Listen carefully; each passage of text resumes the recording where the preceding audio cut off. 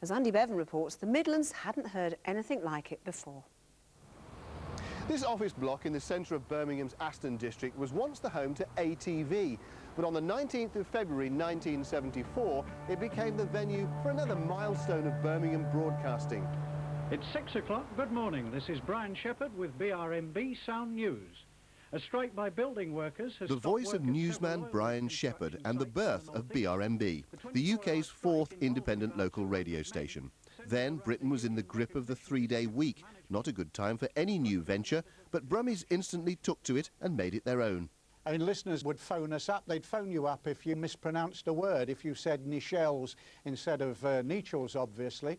I remember being phoned up by an irate old lady because I'd read the name Penelope, and of course it should be Penelope, and you know, they thought, well, you know, we were accessible, we were their local radio station. 261 94.8 in stereo. And as usual, there are no problems on buses, trains or planes. That's BRMB 1976 saw the arrival of a voice that was to become synonymous with BRMB. Les Ross had been at BBC Radio Birmingham, but became BRMB's breakfast DJ and stayed for 25 years. This was some kind of revolution. Yes, there were the people who'd listened to pirate radio and whatever, and Radio Luxembourg at night if you could hold the radio in the right direction, all the rest of it. But it was coming off the back. I mean, I know we'd had Radio 1 and 2, whatever, but just radio with commercials, even that was fascinating to people, whatever. And it was down the road, you know. It was local. Because you stay in touch. BRMB. By the 1980s, BRMB was a part of Brummie culture. The station's charity walkathons raised £3.5 million, and often in the crowd, our own Charlie Neal, then BRMB's eye-in-the-sky traffic girl and nighttime DJ.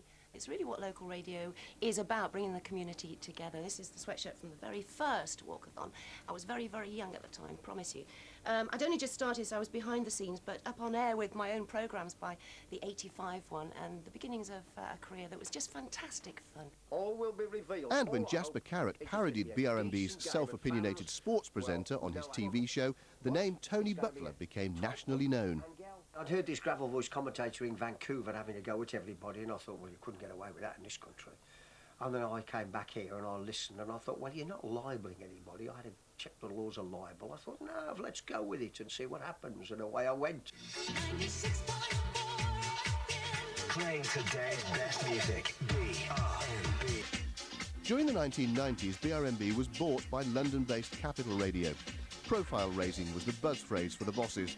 Party in the Park was born, and the station even married off two complete strangers in a blaze of newspaper publicity. But a competition where listeners sat on blocks of ice got BRMB fined after several suffered skin burns.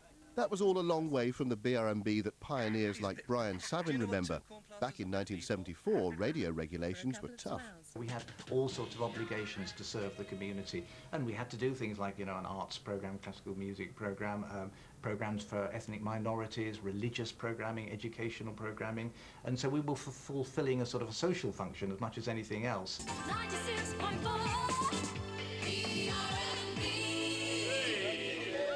This morning, a cake and champagne to mark 3 decades on the air. It may seem a bit like throwing a party for your parents without them being there, but some of today's voices have grown up on BRMB. Well, I came here on work experience. That was in 1987. The station's been on air 30 years, and in the same way, I suppose, that Birmingham has managed to regenerate in that time, so BRMB has managed to regenerate in that time. There'll be people who'll be listening now who listened back then, but there'll be a lot of new people who are listening as well. In Birmingham's news, a 23-year-old man's been charged with... Exactly 30 years on, the sound of BRMB this morning. Different voices, new studios, 21st century style. Tomorrow night we'll look at just how commercial radio has changed over the last 30 years.